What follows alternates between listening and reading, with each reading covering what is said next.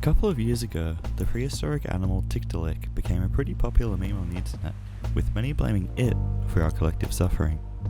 Tiktaalik is thought to have been the transitional species between organisms moving from the ocean to the land. And I get it, I also want someone to blame for all of this, but I can't bring myself to put it all on this little guy. I mean, just look at him. So who do we blame instead? I think that to find the true culprit, we have to look much further back than Tiktaalik, to the start of it all, to the first being that arrogantly decided that life should begin. Who or what was it? I'm not sure. Let's find out. The cop-out answer is that life didn't originate on Earth, but instead came from somewhere else in space. This is a very old idea. At around 5 BC, Anaxagoras coined the term Panspermia, believing that seeds of life were present across the stars, jumping from planet to planet. And when it's worded like that, it sounds a little silly, but the Panspermia idea has some credit. Who knows what could have been riding on, or even part of the many millions of asteroids that have pelted the Earth. Plus, all of the basic elements needed for life are out there in the stars. Living things broken down into their most basic parts are pretty much just carbon atoms connected to other elements. As it happens, carbon is plentiful throughout the universe.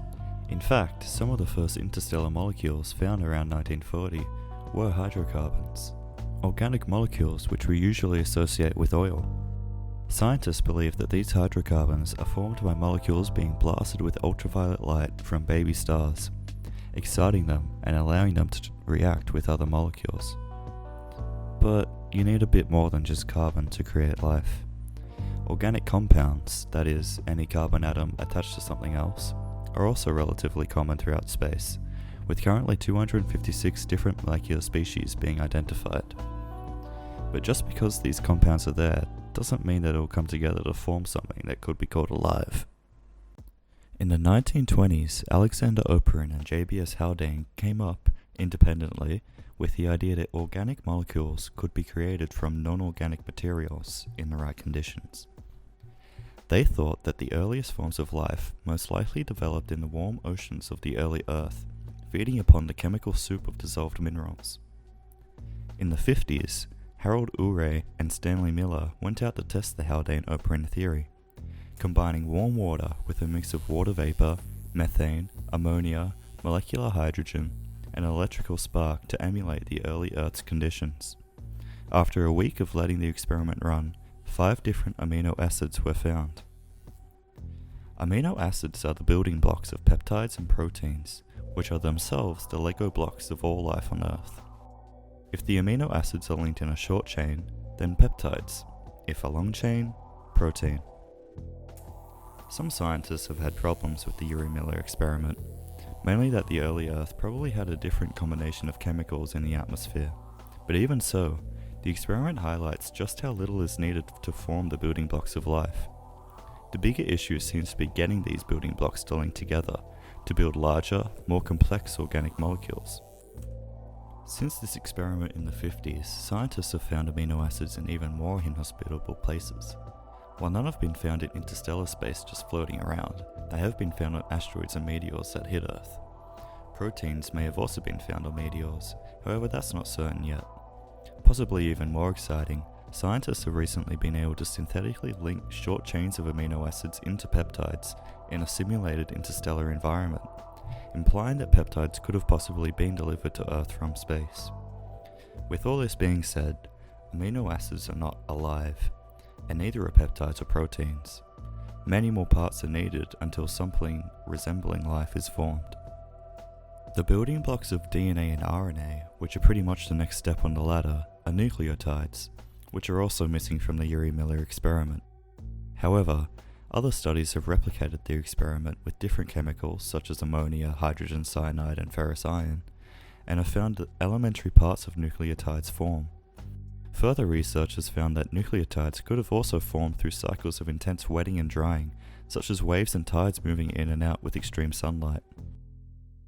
But unfortunately, the same problem for amino acids arise. How did these small molecules arrange themselves into more complex groups? Noticeably, there should be a pretty wide variety of natural conditions which can build complex links like peptides, as shown from them being potentially found in space. Experiments have shown that amino acids can form into proteins if heated properly, but how this happens in nature isn't exactly known. One theory includes clay as the main ingredient that allows for complex molecules like peptides to form, and even link nucleotides together to form an RNA polymer. But I'm getting ahead of myself. What exactly are DNA and RNA, and why are they important for the origins of life?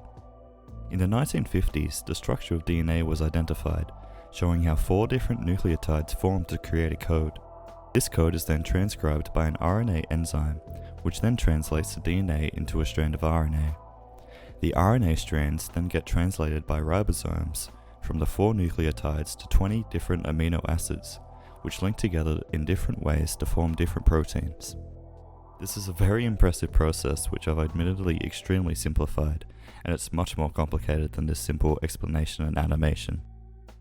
But the important thing is that this process only occurs within living cells. You can't just throw some DNA and RNA in a jar and get them to do this. Are DNA and RNA alive? I think most scientists would say no. While they can recreate themselves, they need a catalyst in the form of an enzyme, a type of protein, and a source of energy, like food, in order to metabolize. And even if an energy source and enzymes are provided, they will only replicate until the enzymes and energy have run out. They can't retrieve any more food or create their own enzymes. However, in 1982, scientists discovered a type of RNA molecule called a ribosome, which also has the ability to catalyze reactions, similar to protein enzymes. An RNA molecule capable of catalyzing its own replication could have appeared on the early Earth. Something exciting is that scientists have been able to develop an RNA ribosome capable of exponential self-replication with a doubling time of only 5 minutes. It's thought that once one RNA molecule was capable of self-replication, it could have exponentially grown in the early Earth, where it eventually mutated into modern DNA. I should probably point out that while the experiments I've mentioned show that these molecules can form naturally in the right conditions, we don't know if that's the path life really took. I've been going down the path of the most popular idea, which is found in most biology textbooks, the RNA world hypothesis, where it's thought that RNA was the first self-replicating molecule. But there are many other hypotheses, most of which either fit into genetic first theories like the RNA world hypothesis, or metabolism first theories, where a metabolic system is thought to have come first in order to allow organic molecules to replicate themselves. Unfortunately, without going into a lot more detail on more recent developments in molecular biology, that's as far as we're going to get. But I think we've covered the major parts. Pretty much, we have all the pieces for the most complex Lego set ever, but no instructions on how to actually put it together. But I mean, we have the finished product with us right now. You're literally it. So maybe there's another way to look at it. Instead of taking a bottom-up approach and looking at the chemicals and compounds and how they could organize themselves into something like life, we could take a top-down approach, following the tree of life down from humans to the last universal common ancestor, or LUCA for short. LUCA was probably not the first living organism. Just because something is alive doesn't mean it will survive long enough to reproduce, especially in the harsh world of the early Earth. But we're not looking for the first form of life on Earth anyway, just for something directly responsible for all of this. Unfortunately, as you can probably tell, there is very little consensus with topics like the origins of life, and the same goes for trees of life. Finding a true path from humans to LUCA is quite hard to say the least. Finding out what LUCA was isn't as easy as looking at the simplest organism and going from there. You also can't find it in the fossil record. For one, the environment at the time of the origins of life didn't really allow for fossilization, and most of the rock from this time is gone, subducted down into the earth. And two, single-celled organisms don't really fossilize the best.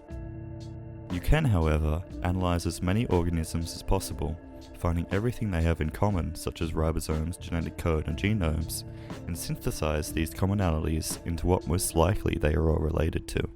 One somewhat controversial study did just this, and discovered that LUCA was most likely very similar to prokaryotes, living in hydrothermal vent environments today, matching theories of other studies analysing the history of said environments. Hydrothermal vents are fissures in the sea floor where water sinks within the earth, which is then superheated and combined with the minerals of the rock, then blasted back out into the oceans. These areas provide a suitable habitat for many forms of life at depths where it isn't very possible in other areas. Curiously, various compounds used in the Urey-Miller experiment have also been found around hydrothermal vents, and this combined with the heat and chemical processes is why some hypothesize that these vents had a major role in the origins of life. However, the lack of UV light and there being no way to dry out potential compounds to allow them to form provides some drawbacks to the hydrothermal vent theory. The time at which LUCA is thought to have lived is also quite unknown. However, recent studies push the date back as far as over 3.9 billion years ago, when Earth was still being heavily bombarded by asteroids. The earliest fossils we have that are pretty much indisputable show evidence of life 3.426 to 3.35 billion years ago. These fossils, located at the Strelley Pool Formation in Western Australia, are called stromatolites, the leftover remains of microorganisms called cyanobacteria, which produce a glue that sticks sediment together, building layers on layers of sediment. There is evidence of life being even older, up to 4.1 billion years old, but researchers haven't fully confirmed this. So while we don't know exactly what organism was the first to live, using fossils and genetic analysis, we can get pretty far in determining where or what we came from. But honestly, I'm not happy with this answer. It can't be understated just how complex LUCA would have been compared to what we can currently create from pure chemicals in a lab. LUCA had a genetic code, so it lived after the theoretical RNA world, and was able to self-sufficiently and sustainably metabolize and replicate. So what would it take to recreate something like this in a lab anyway? We should probably try to define what life actually is now. Unfortunately, even for such a seemingly simple thing, life turns out to be very hard to define. The line between what constitutes life and non-life will probably always be drawn in different spots until we are able to recreate it synthetically. Some other YouTube videos have had a crack at it though. Be Smart and Crash Course clarifies life as being what living things do, and that some of the major characteristics of most life are it adapts to the environment, it has a metabolism that processes energy to keep itself going, like humans do with pizza, and it reproduces, whether it be a cell splitting in two or two animals doing their thing in nature. a popular definition is a self-sustaining chemical system capable of Darwinian evolution, which is okay, but to say that these definitions fit all of life is difficult to say the least. I say that despite these difficulties, we move on. Life is something that metabolizes, Darwinianly evolves, and can self-sustain itself, actively absorbing energy and trying to get more. Life probably began from natural processes somehow combining elements to make up organic molecules, which then somehow came together and started to self-replicate, until eventually, after a couple million years, something alive emerged, then LUCA, then Tiktaalik, then us. Simple. But there are still so many questions. How do simple organic molecules come together to make something as complex as a cell? Why can't we just get all the different parts, proteins and nucleotides, throw them in a jar, and shake and zap it for a while? I guess it's the same as putting all the parts of a Lego set in the back of a rally car and going down a windy road, hoping that it turns out the same as how it looks in the front of a box, but like, what's the other option? Maybe looking at some other ideas of life's origins throughout history will help with our search. In general, there have been 5 ways of looking at the origins of life throughout history. 1. That God or some other supernatural power created life. 2. Spawning in Minecraft style through inanimate matter becoming animate. 3. Life is an eternal property of existence and never began because it has always been here. 4. Life came from another celestial body or cosmic place. And 5. That life began through physiochemical evolution taking place on Earth. In ancient Greece, Aristotle came up with the idea of spontaneous generation, that life spawns in from rotting matter. In the 5th century, Augustine of Hippo claimed that the Christian origin story could not be taken literally, but that God only created all life when the circumstances were favourable. Jean-Baptiste Lamarck built on these ideas in 1809, believing that living organisms are generated by heat, electricity, and moisture, where they then travel up the great chain of being. This doesn't mean that life starts as some microbe though. According to Lamarck, an elephant could spawn in given the right conditions. This was motivated through Christian ideas, but it differed from creation stories. Similarly, just before Darwin's breakthroughs, Robert Chalmers anonymously published Vestiges of Natural History of Creation, which provided a rudimentary theory of evolution, also speaking on the topic of abiogenesis, comparing crystallization to the formation of plants. I'm gonna skip over Darwin on this short history of radical biological theories, because he didn't really talk much about abiogenesis, and I'm guessing you already have a rough idea of Darwinian evolution. Next up is Haeckel. He also compared life to crystals, stating that there's no difference between organic and inorganic natural bodies, since both crystals and living organisms are controlled through an inner constructive force, that being heredity in animals and the chemical composition of crystals, as well as both being controlled by an external constructive force, adaptation. Nowadays, and especially after learning what some contemporary science shows, these past ideas sound kinda silly, but were they really that far off? Scientists nowadays still think that living organisms pretty much spawned in spontaneously from non-living parts, and we don't know that much about the forces behind these spontaneous reactions. It's just that instead of cows spawning out of thin air, a very simplistic organism came first, then slowly evolved into a cow over billions of years. And while people in the past had God to explain the unexplainable, that doesn't mean we can't try and understand the natural causes behind these things. Systems thinking tries to take a very wide view of the world, focusing on the relationships between multiple things and the outcomes from such interactions. Taking a wide view of the topic of the origins of life may be exactly what we need to get a satisfying conclusion to this mess. The main system process that relates to abiogenesis is that of self-organization, the process in which some kind of structured order arises spontaneously from the interactions of parts of a chaotic and disordered system. Self-organization in nature is usually due to feedback loops between relationships, which then produce a new substance, or emergent property, that typically would not arise from the individual parts of the system. This kind of self-organization is quite common actually, with the underlying forces behind these reactions usually being electric charges or different bonds between molecules interacting in unique ways. One good example of this is actually crystal formation. For example, some crystals such as quartz, salt, or sugar will start to automatically grow if a supersaturated solution of these substances is created. We're going to go on a quick detour here to learn some physics basics to help us have a better grasp of systems thinking. First off, some definitions. Energy is the measure of a system's ability to cause change. A thermodynamic system is a confined system of matter or radiation separate from other systems. There are three versions of thermodynamic systems. An open system is one which can exchange energy and matter, like a hot cup of water that doesn't insulate. The water gets colder as energy in the form of heat escapes, and matter leaves in the form of water evaporating. A closed system is a system which cannot exchange matter with its surroundings, only energy. This would be like putting a cover over the cup of water so that no steam can escape it.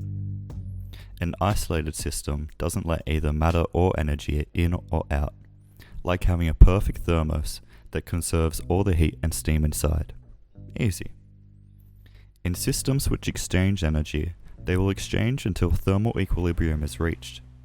The hot cup of water will cool down to the temperature outside of it. This process of cooling is spontaneous. There are no other forces acting on it except itself. There are also many ways that the water in a cup can arrange itself. Importantly, the number of ways the water molecules can arrange as a solid is much smaller than if it arranges as a liquid or gas. Each state that it reaches will be in equilibrium until an outside force acts on it. This transfer of energy to reach equilibrium is known as entropy, the measurement of the progress to equilibrium. For instance, if we place a cold cup of water in a room, make it ice, eventually the ice will melt, and the water will reach the temperature of the room. This spontaneous process means the entropy of the room has decreased. The entropy of the glass, however, has increased. These definitions relate to the three laws of thermodynamics. 1. Energy cannot be created or destroyed. As such, the total energy in a system stays the same but can convert from one form to another. 2. Unless an outside energy force is provided, heat always moves from hotter objects to colder ones. For example, the icy cup becomes warmer water because energy is being used to keep it cool. This can be better understood when probability is added as well. Since heat always moves from hot to cold, then systems also tend to move from low entropy to high entropy, such as a cup of ice moving to a cup of water, and as such, nature tends to move towards states which are highly probable. I will also add here that entropy is usually thought of as randomness, and that still works. The second law pretty much states that the randomness of the universe tends to increase. Or in other words, entropy is the measure of how spread out energy or even information is, rather than condensed in one spot. And back to the third law, the entropy of a system approaches a constant value when its temperature approaches zero. At face value, these laws, specifically the second, creates problems with life and its origins. If nature tends to move from low to high entropy, or from organized, such as the ice, to disorganized, like the water, then how could life have possibly come about, this seemingly extremely organized order of matter? In 1948, Erwin Schrödinger combated this problem in his book, What is Life?, stating that the second law only applies to closed systems where no heat can enter or leave, so pretty much isolated systems. But living organisms are obviously not isolated systems. We are constantly exchanging heat and matter with the environment.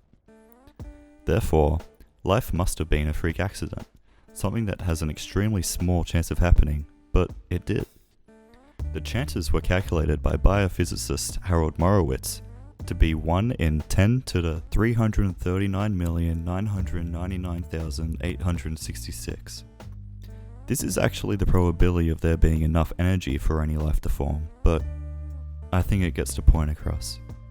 Stats like these are used by Christians to prove that God must have had a hand in the start of life. But the problem is that most of these calculations assume that the system of life's beginning was near a thermodynamic equilibrium, where there are no flows of matter or energy. They imagine the conditions were quite static, as if all the building blocks were inside a jar and happened to come together. But the Earth has never been in a state of thermodynamic equilibrium. The sun is constantly providing energy, and the Earth just isn't an isolated system. The odds are so low because it would be the same as putting the Lego set in the back of a rally car and not adding any fuel. In 1977, Ilya Prigogine explained how systems far from thermodynamic equilibrium, like a tornado, traffic, or ecosystems, have very different behaviors from those close to equilibrium. Prigogine coined these systems as dissipative, open systems which operate far from thermodynamic equilibrium. Areas such as zones near hydrothermal vents or rock shelves with small ponds which are constantly being splashed and dried out by intense sunlight, maybe even struck by lightning, are nowhere near equilibrium. A special feature of dissipative systems is that the characteristic traits only appear in a flux of energy, such as heat from a hydrothermal vent or intense sunlight. They also tend to become more complicated while dissipating, or letting out energy, developing structures and/or patterns, in other words, self-organizing. For example, one study in 2017 immersed conductive beads in oil in a petri dish, with a ring-shaped electrode surrounding it and another electrode 5 centimeters above it. A high voltage was then run through the electrodes, and the researchers observed the beads self-organize into a tree-like structure which moved around eerily similar to a living organism like a worm. While this example doesn't show Frankenstein's monster coming from inanimate objects, it does show how such objects can self-organize into more complex structures if they are in a state far from thermal equilibrium. The beads organizing themselves could be analogous to amino acids organizing into peptide or protein chains. To get to something as complex as a cell, many systems would compound on top of each other, the amino acids into proteins, nucleotides into RNA, and create a kind of hierarchy. This makes sense, as highly complex and organized objects just don't spawn out of nowhere. They would have to build up slowly, taking small steps which result in stable forms which can then survive and evolve further. Just as the first living being wasn't as complex as a human, we can't assume that the first combinations of organic parts just happened to be perfectly ordered like today. Using this thinking, the process from basic compounds to more complex ones such as RNA becomes apparent. The building blocks for nucleotides could have spontaneously formed in one of the multiple ways theorized before, which then self-assembled into a nucleotide. Once one nucleotide is formed, further nucleotides could link to it through self-organization, creating a reinforcing feedback loop. Or, a self-replicating RNA molecule could have appeared, exponentially growing into a more complex group. Eventually, a precursor to RNA may have evolved, which could have then mutated into our current version of DNA through errors during replication. If an RNA molecule mutated into DNA, it would then need protein enzymes to execute the instructions of the DNA and thus replicate, which could have developed through amino acids self-organizing into long chains, as discussed earlier, through cycles of heating and drying.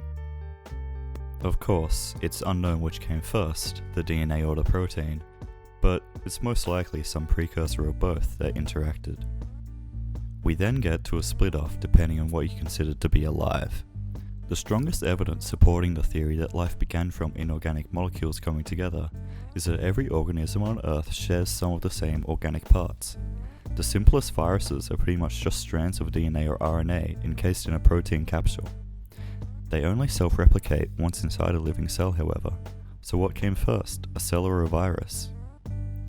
Ribozymes, the self-replicating nucleotides, are pretty similar to basic viruses, and as such, many believe that the first form of life was a virus-like precursor that evolved into more complex organisms through mutations during self-replication, eventually to LUCA and then to us.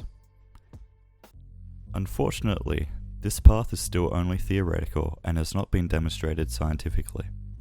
Specifically, the natural development of nucleotides from raw materials and the evolution of DNA from RNA provide the biggest roadblocks. However, a hypothetical experiment is provided by Monat 2020, where I've admittedly acquired a lot of the information used in the previous part. Monat explains how an apparatus similar to the Urey-Miller experiment would be set up once again, mimicking the early Earth's environment as close as possible, maximizing the materials needed for life. The multiple different gases thought to be there at the time, as well as montmorillonite clay, iron, and nickel, ensuring that there are numerous interaction points between gases, solids, and liquids, which are periodically moving to simulate waves and tides covering and uncovering the beach. Temperature, moisture, pH, and light and dark cycling in various combinations would be periodically oscillated. The gases would also be subjected to periodic electric charges, UV radiation, and cosmic rays. The condensates would be regularly sampled, and by trial and error the best conditions for generating the most complex products would be found, and the experiment continuously tuned to the best conditions. This experiment would run for many months, possibly even years, which sounds like a very long time, but I mean, it's trying to compress the events of at least a couple million years, probably more. I can't find anyone doing this kind of experiment right now, but I'm sure someone out there is, if not doing something very similar. Hopefully, within the next couple of decades, maybe even years, we might be able to answer the question of where we came from. I've been using Tiktaalik as a bit of a scapegoat throughout the video, but if you made it this far, you probably have a different reason to be interested in how life began on Earth, and fair enough, there are plenty of reasons out there. While I'm not sure we're very close to recreating humans from chemicals full Blade Runner style, this is the start of heading in that direction, for better or worse. If we prove that we came from self-organization of a bunch of chemicals in the right conditions, we'll also have a much better idea of our place in the universe. We may also be able to calculate just how rare life appearing somewhere else in the cosmos is. In the end, it seems like all I've really done is create more questions. If our building blocks all came together naturally through states of high entropy, then what's a trajectory for the future? Are humans on the path to becoming the building blocks of something bigger? We are dissipative structures ourselves, and they are all around us. What will come out of the random chaos? I'm not sure, and I guess I can never know, but it's fun to think about. And I hope I've inspired some curiosity in whoever watches this. Thanks for watching.